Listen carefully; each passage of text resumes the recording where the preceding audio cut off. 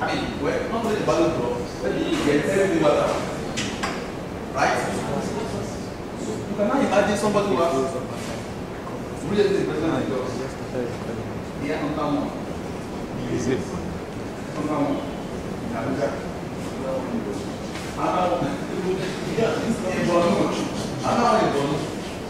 The truth of the matter is that, hey, this investment is diversified, it's spread, I mean, it's spread. It's not only concentrated in a particular region. Exactly, it's spread all over. Right? The objective of the portfolio management is what? Is to diversify risk. The central objective of portfolio is what? Is the risk diversification. And what we are saying is that, hey, don't put all your eggs in one basket. Spread the risk. Do you understand what I'm saying? And that is the modern portfolio theory. So this is the theory that is developed by Harry Markovich in 1952. The focus of the theory is on what? Is on portfolio. Show that it's a portfolio in a portfolio. If a portfolio has low correlation, okay, what's the meaning of correlation? Depends. They are the degree of relationship, degree of covariance. Is that correct? The extent to which they vary together. Exactly. I'm sure we have heard about covariance in statistics. Kind of. Covariance means that how they vary together. How A and B vary together. That's the meaning of covariance. How they co-vary. You understand? So, and correlation is a way of quantifying that covariance. So, but we know the meaning of correlation. So, if there is correlation between investment in Lagos and investment in Jos, sorry, let me use the example again. There is correlation between Borno and Jos. Is that correct? How do you define correlation between Borno and Jos and correlation between Abuja and Lagos? Borno and Jos is what? They are positively correlated. Okay, they are positively correlated. Please mind that word in portfolio management. They are positively correlated. Lagos and Jos, they are negatively correlated. So if I'm a portfolio manager and I'm holding portfolio of real estate in Lagos, in Jos, there is a low correlation, right? And there is risk diversification, right? What I'm saying that the risk of Jos has been diversified by the investments I have in Lagos. Is that as against having investment in Borno and Jos, whereby they are positively correlated. Is that key? The portfolio is wiped out for whatever negative thing that happened. Is that key? So if two assets, or if two securities, they are positively correlated, right, it's a danger to the portfolio, and you have to watch out for it. As a portfolio manager, you ensure that, hey, this portfolio is not positively correlated to this portfolio, because anything that happens to A happens to B, and they are together. So you need to. So the objective. So what Mark would say is that a better portfolio, an efficient portfolio, has some assumptions. An efficient portfolio is the one that has low correlation. Exactly. That is, they're not together. Exactly. Because we want to minimize risk. Exactly. And risk minimization can be achieved through what?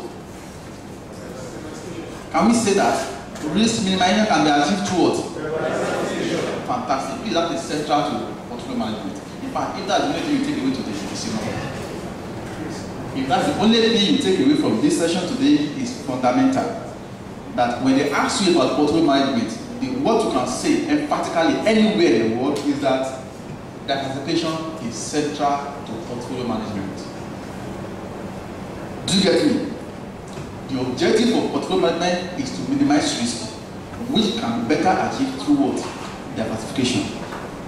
Because we need low correlation of investment. So then investors may be able to achieve a given level of return with reduced risk. Is that okay?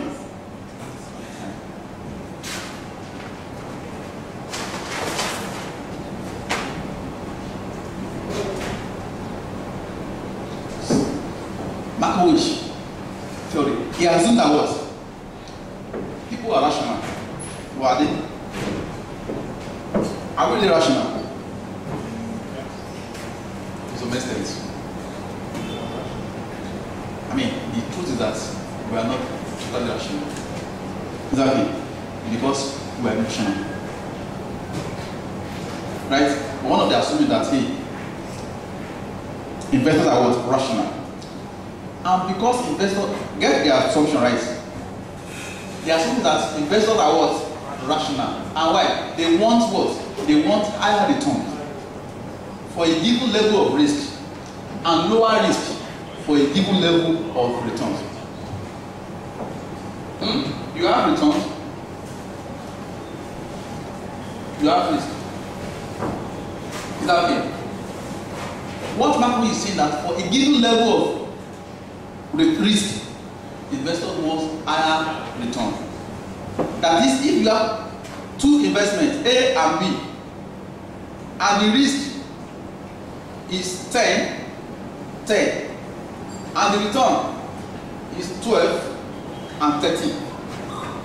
I'm only saying that, hey, because investors are rational, they will prefer which investment?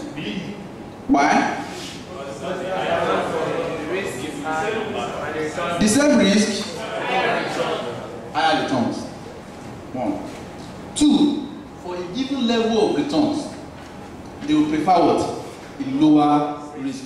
So if the return is 14 and 14, and risk is 8 and 10, they will prefer which investment? Why? I'll take away today. The Markowitz is saying, central, aside from diversification, Markowitz believe that assumes that investors are rational. Is that okay? Because for a given level of risk, they will prefer, investment with higher returns. And for a given level of return, they will prefer investment with what? Lower risk. Do we get that?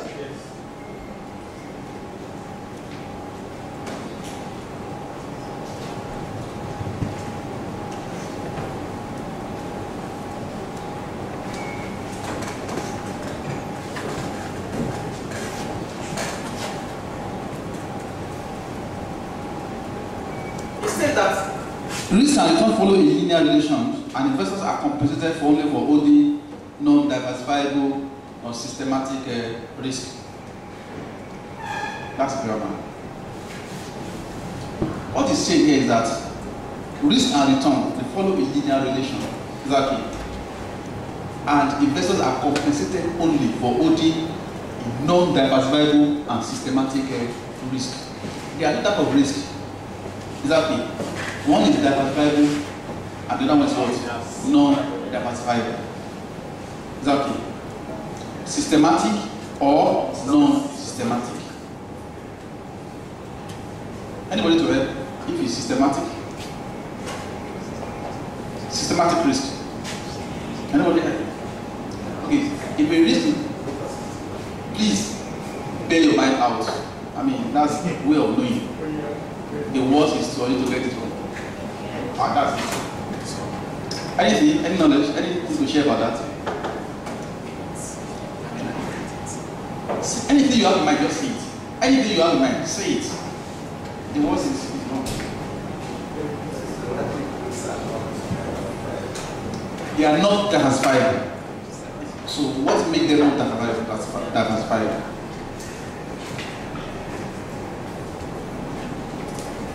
You get it right. The systematic risk, they are what? Not.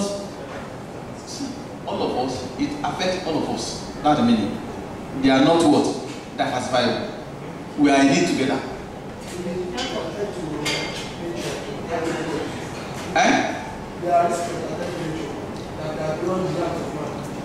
You can't do anything about it. Or if the risk is the risk of the economy generally, can we do anything about that? No. You can't. So it becomes a system, a systematic risk. Because you cannot do anything about it. We are all in a system. Who makes up the system? You and I.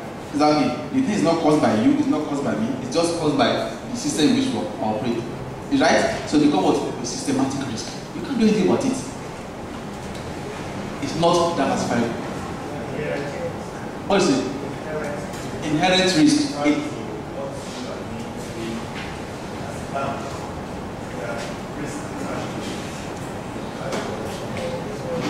If the risk is industry risk, if the risk is a national risk or economic risk, you can't do anything about it.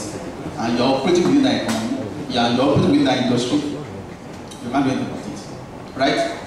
But it's not diversifiable. But if the risk is what? Non-systematic and diversifiable. Another term is, it is non-systematic, it is diversifiable. Exactly. That is that risk. It's not systematic, it's not just about the system, it is you. Right? Hey. It is nobody, you are the problem. The company is the problem itself. Exactly. I mean, you have A, B, C, D. B, C, they are doing fine. B is not doing fine. A is doing fine. So, it's not about the systematic risk. It's about you. B. What are you doing that is not right? Exactly. Your employee are not satisfied. I mean, company specific good. Another word. Specific risk. Exactly. It is diversified. It is non-systematic. Do you get it?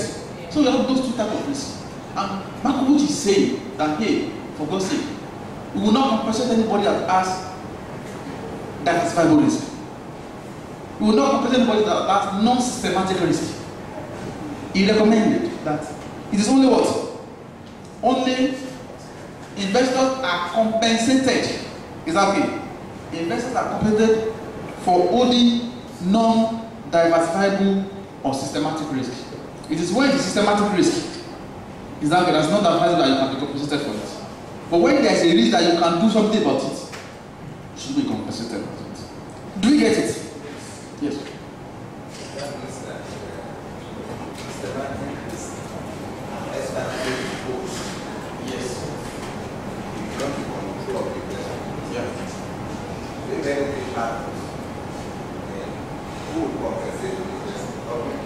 No.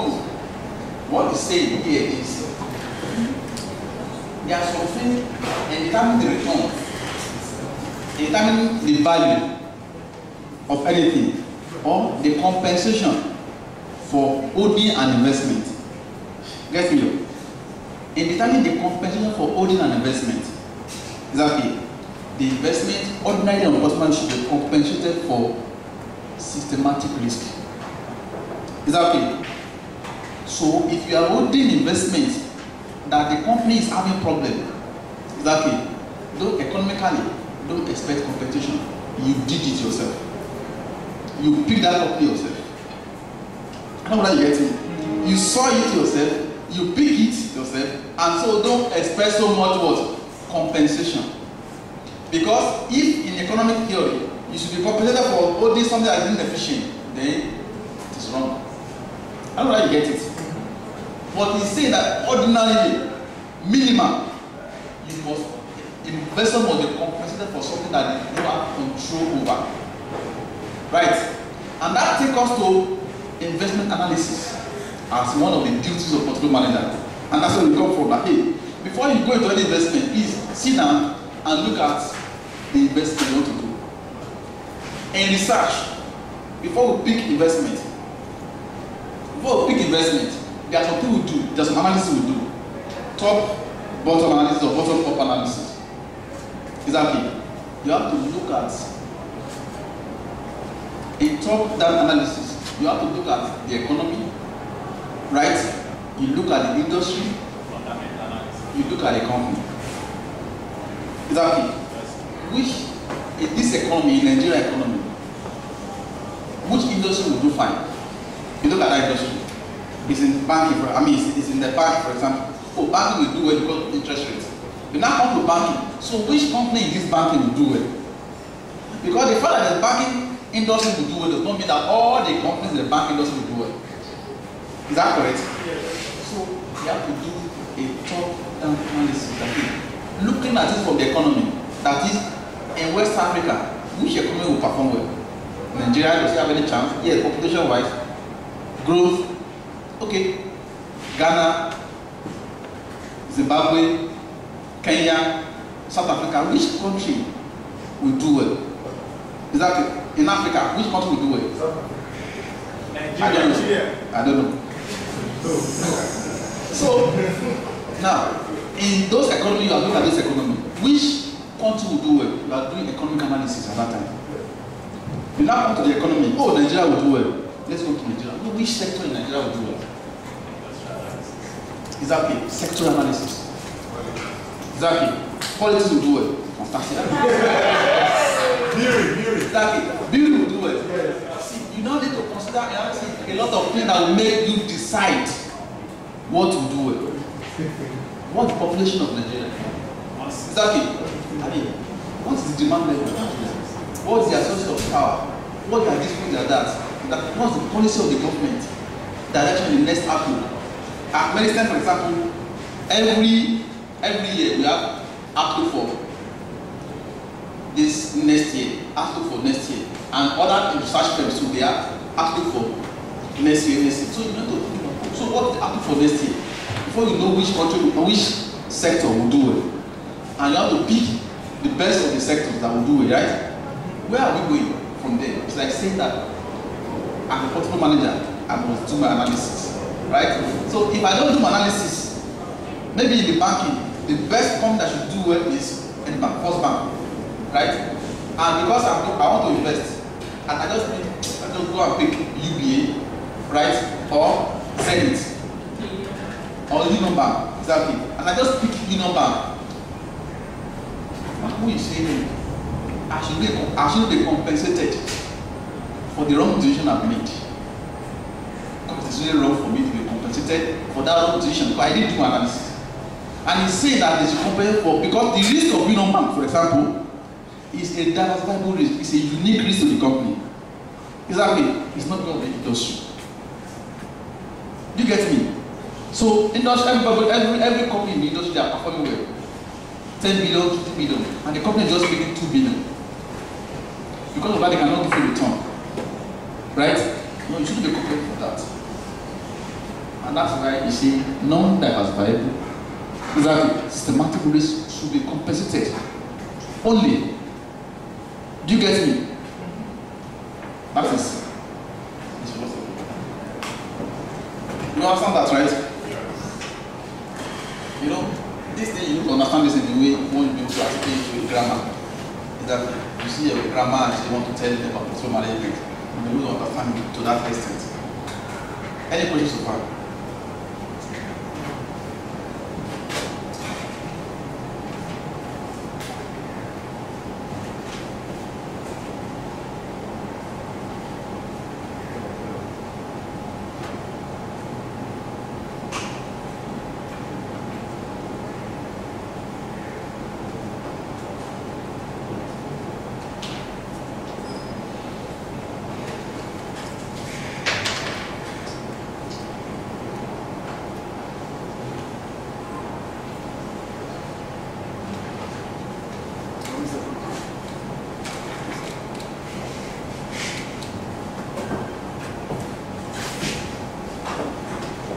Now, let me continue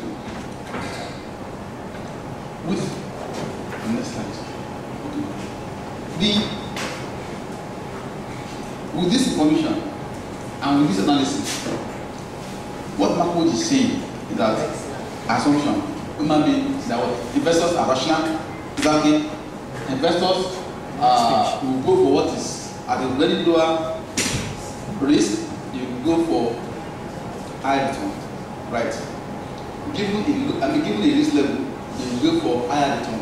Given a return level, you go for a lower risk. Is that correct? And that is reasonable. It is reasonable, right? And that you say yes. That's what is assuming that you are reasonable. Exactly. As I said earlier, it's not always that you are. It's not always the case. Emotionally, you may throw logic out of you because you are affected by emotions. Right. Now, so how do we now do our investment? In portfolio management, there are 4 processes. Exactly. The process of portfolio management are just into 4.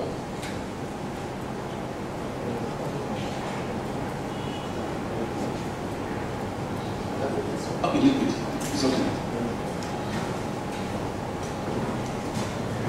I'm trying to avoid assuming that I will give you information valid.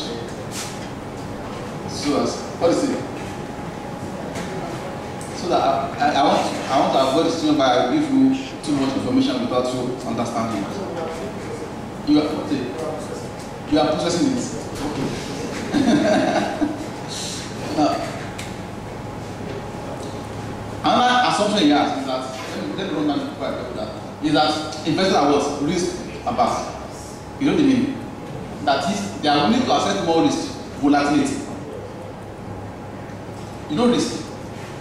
How do you define risk? You define this as what? As volatility. What by volatility?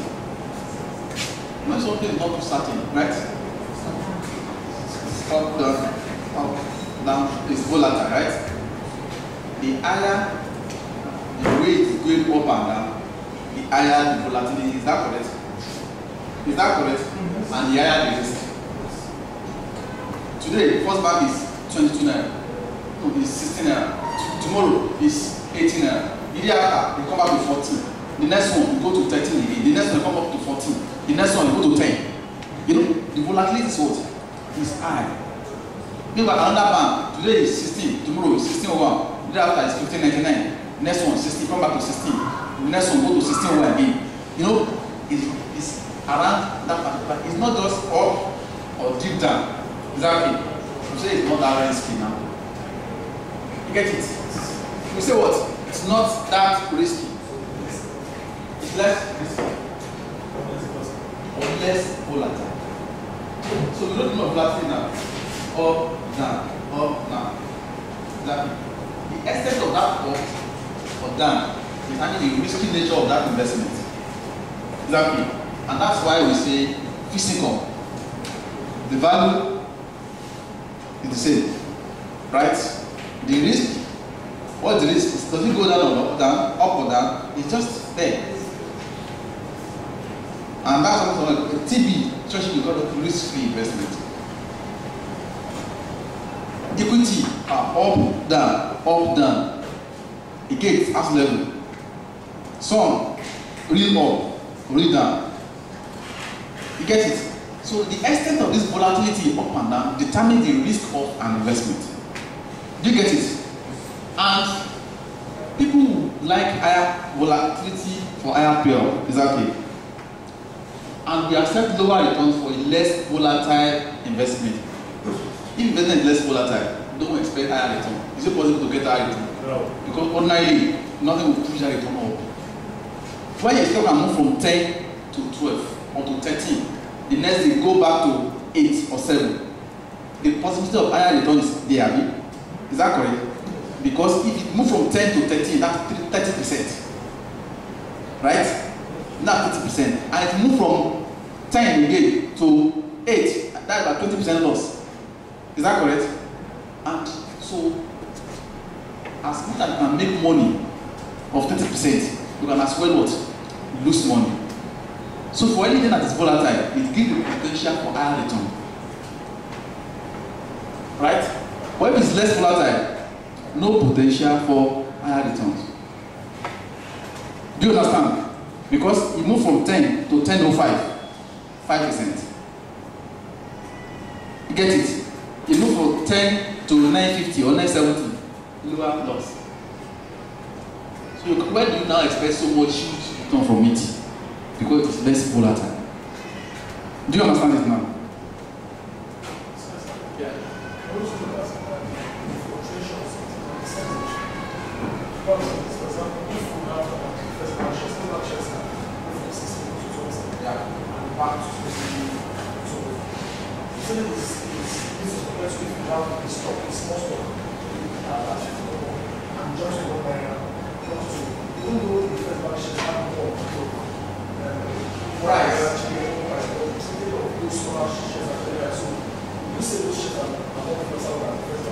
I did. We actually look at investment in the tax. I mean, because it will go price and move, continue to change and be small. So when you look at investment, the return calculation is based on percentage. You understand? The return computation is based on what? Percentage. Okay. I think I've said everything here. Yeah. Right? So now, let me go straight to where of time. I think I've taken so much of time. I've taken so much of time. No? Okay. Let me give you the portfolio management process. How do you do it? Practically. I've said something about practical way to do it. I've gone bit to theoretical aspect of it. Let me come back really to practical so that you know what you do. Right? I mean, 4 processes. The portfolio management process is just about, I sometimes give the acronym of PEF. Planning, execution, feedback. Exactly. Planning, execution, feedback. That is, you plan the portfolio, you execute the portfolio, and you give your feedback. Exactly. In between execution and feedback, we have M, monitoring and balancing. You get it? Monitoring and balancing. So we have planning. Effectively, you can say we have about 4 stages of portfolio management. You have planning, you have execution, right? And you have monitoring and evaluation, and the last one is what? Monitoring and balancing. The last one is feedback.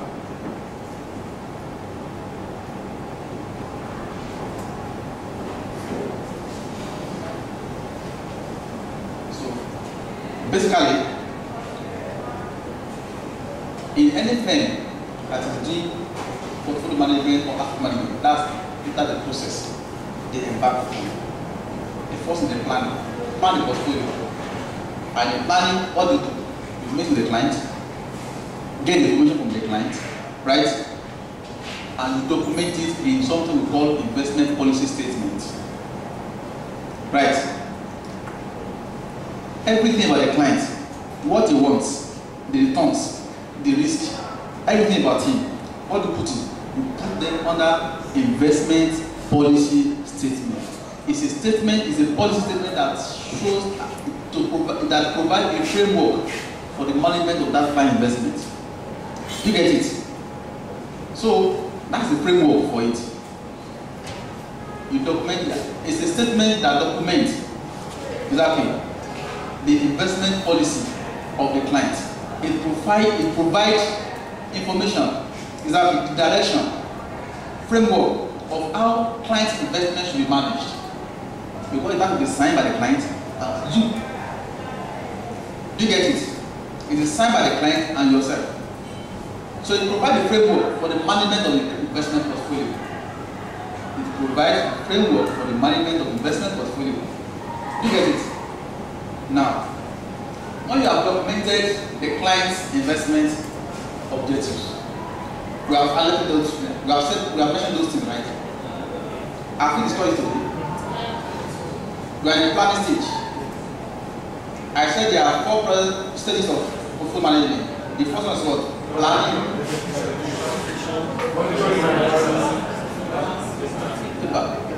Planning. What do we do in planning? We work in. I want you to manage my portfolio. Oh, sit down, take to my meeting room. Exactly. How are you, sir? Who are you? Blah, blah, blah. He tell you about himself, in the stage of life. Exactly. I'm a retiree, I'm a senior citizen, this. I'm a young chap, I want to do investment. Oh. You know, All those things, I mean, as I was saying, you get is risk objective, return objective, and you put everything in what? Investment, policy, statement. Right. Do you have investment in 4 years? Where are they? They are in Godros, they are in this house. Okay, can we have it? We have everything. You put everything, you document them. You get it? Investment policy statement. Now, after that, the client has told what you want to achieve. I want to get 50%, 30%, 20%, and my risk level is this, and I have documented everything. So, the next thing is that you are still in state of what? Planning. You have put everything down. So, what do I invest in? Your problem. And that's where you are there as portfolio manager, the scale. So, you have to go. Given this profile of this client, where should I put his money? Do you get me? Do I invest in physical, in real estate, in this? You know, yeah, that's where the work starts. So, what the future of physical? What the future of real estate? What the future of bonds? You now do analysis. What returns will physical give me that will match this man return? You get me? What return will equity give me that will match this man return? What return can I get from equity, from real estate in the next 1 year, 2 years that will match this man's return? And even looking at the risk that this man has said as his risk appetite. I can't put his money in equity because the man said he doesn't want to lose more than 10%. I can't invest his money in volatile equity, volatile stock, because he says that he wants to maintain the principal. Exactly. I need to be eliminating some things. You get me? So, eliminating. I'll be eliminating because I need to fulfill his documented returns and risk objective. If I'm not fulfilling it, I'm not the portfolio manager. As he said the other time that it guides you to know what to invest in by telling you my return objective and my risk objective. After all, why did I come to meet with you? You get that? So we document that and begin to think. Analysis. Oh, fixed income can give us 10%. Okay. Equity can give us 15%. Okay. Real estate. 30%, but with risk, high risk, you can lose so much. Equity, 15% or 20%, but you can go down again by 30%. Exactly. And here you come with portfolio management. You have to combine. So look at assets or portfolio value. Assets you can bring together, right? I can combine fixed income, I can combine equity and real estate and put them together. If I do the calculation, can I get the return that this man wants and still achieve the risk that he wants? I don't know how to get me. If I bring equity, fixed income and this together, can I achieve the return he wants to achieve and minimize the risk for him? I don't know if you understand this. And that's where the job of the portfolio manager starts. Portfolio planning. You have to plan very well. Know which stock, portfolio selection, which stock do I select, which investment do I pick.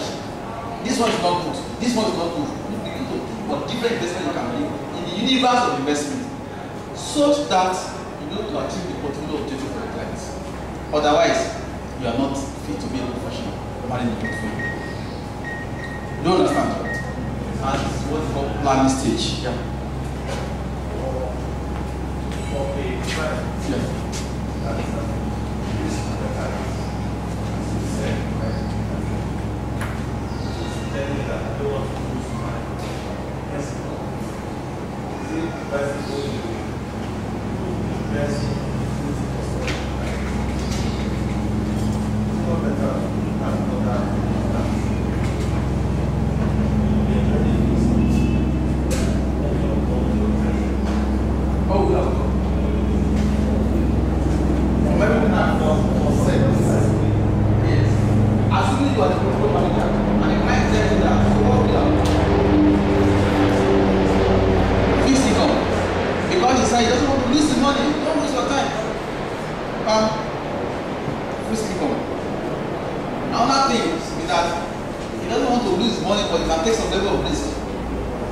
And his number of years, I don't need the money now. I don't want to lose my money. I don't need the money now. The next 5 years, up to the next 5 years, I don't need the money. Exactly. You put in the physical, they are not doing well. Because I don't want to lose my money. My willingness to take risk is low, zero. But I can still wait the next 5 years. I have ability to take risk because I have years ahead of me. Is that correct? 5 years.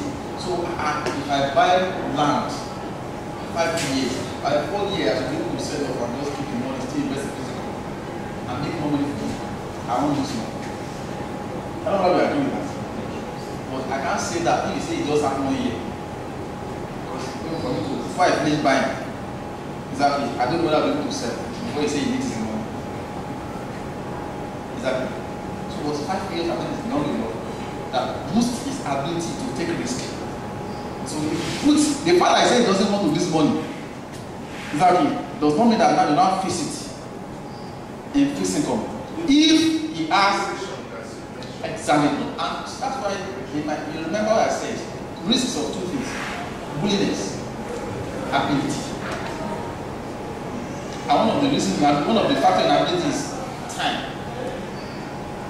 Somebody has 10 years. Of course, if you fix his money, you are wicked. Do you agree? If you fix somebody's money that has 10 years horizon, you are wicked. Because you can't make anything interesting. No matter what asset you buy, the life cycle investment will have overtaken, and the value, you can't lose out. You don't invest in the stock market for 10 years and lose out. It's not possible. Empirically speaking, from all analysis, you can't. I mean, stock market went down 2008, right? Yes. People lost money. People didn't sell. By 2012, 11, you will recover your money back with profit. If you didn't sell your investment in 2008, there's no you will have made loss in 2012. Except the stock you are buying are just those stocks that you didn't do analysis of. Do you understand what I'm saying? So, and that's the years are enough for you to recover. There's no way. It's an investment. It's a cycle. Do you understand it? It's a cycle. For the period that Nigerian test experience this global. Yes. Investment environment, false, those periods at 2008, 2007. 2007. Recession happened 2008.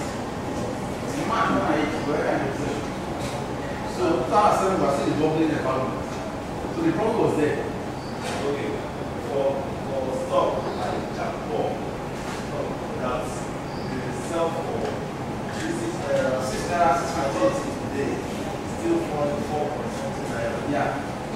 It's 1.5. It's 1.5. And if I leave my investment up to now, I don't get anything. You know, I said to all those stocks, all those your stocks that you bought and that. But I'm not going to buy. See, the question is that Japan at 6 naira is an overkill. You don't understand? You can ride the market and get out of it. Japan is an overkill. What the fundamental value of that?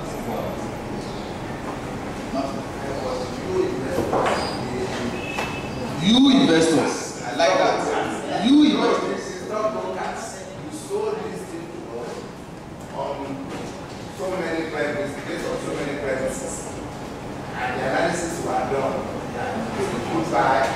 Invest today, you are going to have 100% return on investment.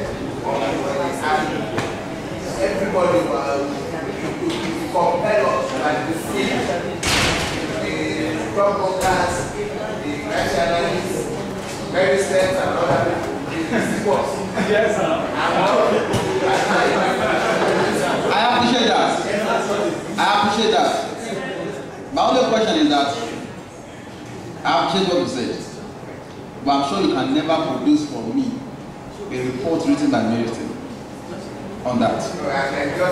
No, I'm good. Exactly. See, we predicted We did a punch publication before market crashed. We did a punch publication before market crashed, that market will crash. And many people still refer to it today, just because we saw it coming. The market is overvalued.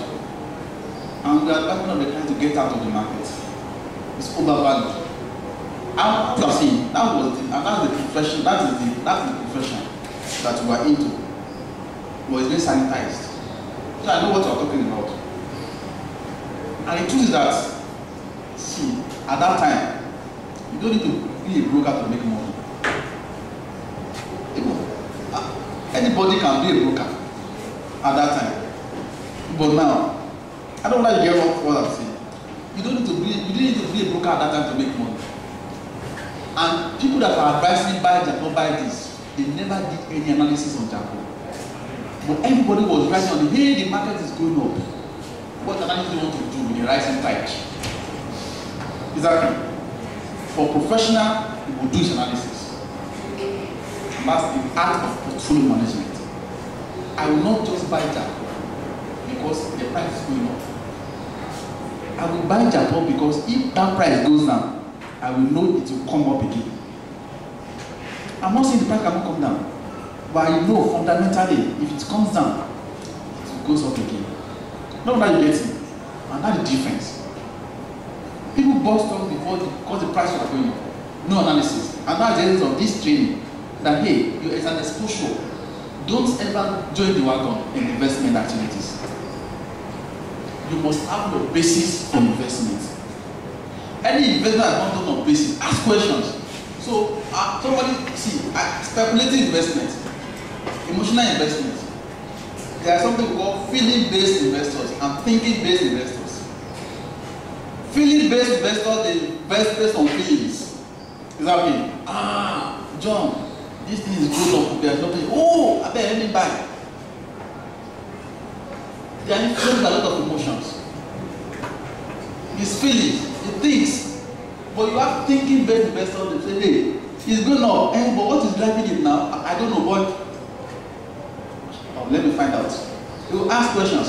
You will call many brokers. What's happening? What's happening to this bank? Why are they income? What's their profit level? How do they make that profit? But the interest is not good now. And you will find out what is driving it. And why do you want to know? So that you will be informed if there will be a possible reversal of that thing. You don't get me? It's when you ask questions of what is driving a particular company performance that you are asked, that you can know it. If you don't know, it then becomes a problem. Maybe that's the only company that is producing that particular product and government has stopped a position on the product. Oh, that company is likely to perform in the next year because policy favors them. But the price is going up because somebody in the market, there are a lot of manipulative activities in the market. People just enter. I mean, I'm sure you have had Olodo, my friend, Olodo.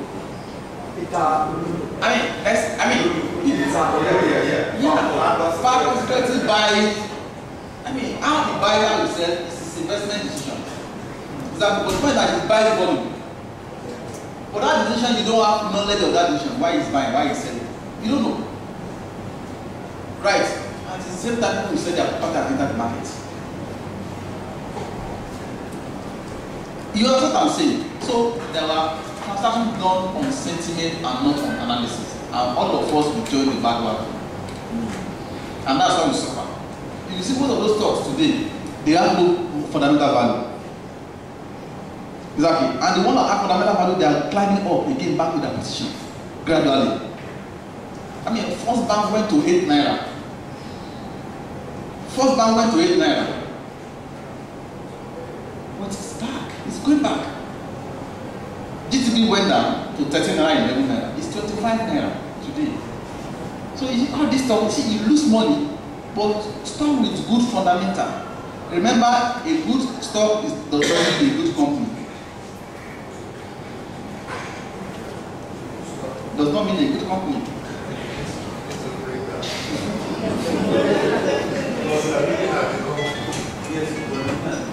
A good stock does not mean a good company. A company will well run. Exactly. and the return is just not there yet to meet my target as an investor. So if I buy it, well, this company is very wrong, but the return that is coming from it is not well wrong in my pocket. A good stock does not mean a good company does not mean a good stock. It's a good company, no doubt about it. Is that okay? But the price has been static for the last 2 years. Do you understand? So, yeah, it's a good company, but not a good stock for me to build the portfolio. Because I'm targeting returns, and the return is not down there. So let me look for stock that can give me that return. So I will pick a stock that will give me the return, not a company. Because yes, I know I need a good company, but backed by a good stock that will give me that better return. Let me give you a scenario. Maybe GTB, for example, has been, maybe it has been 24, 25 the past 1.5 years. Exactly. And if I plan my portfolio for the last 1 year, of course, meaning I can't make anything by investing in GTB. Right? Okay, first bank started from around 11, 12. It went to 14, 16. It went to 18. 18 minus 12. That's 6. 6 over 12. That's 50% returns. How that would remain a good stock for me? And this will remain a good company. Do you understand? Do you guys get it? GTB will remain a good company, but First Bank will remain a good stock. So, sir, what really forms the variable in price fluctuation? What are the factors or the things that you consider? It's not analysis. Because take for example now, okay, they are talking about this stuff. When this man came to teach us, I forgot his name and stuff. You mentioned the case of transport. A lot of people go transport. Yeah. I'm also a victim of transport. And so was that one also based on speculation? Because they are certain analysis that were made to form that transport was going to be a better stock when the initial public come out.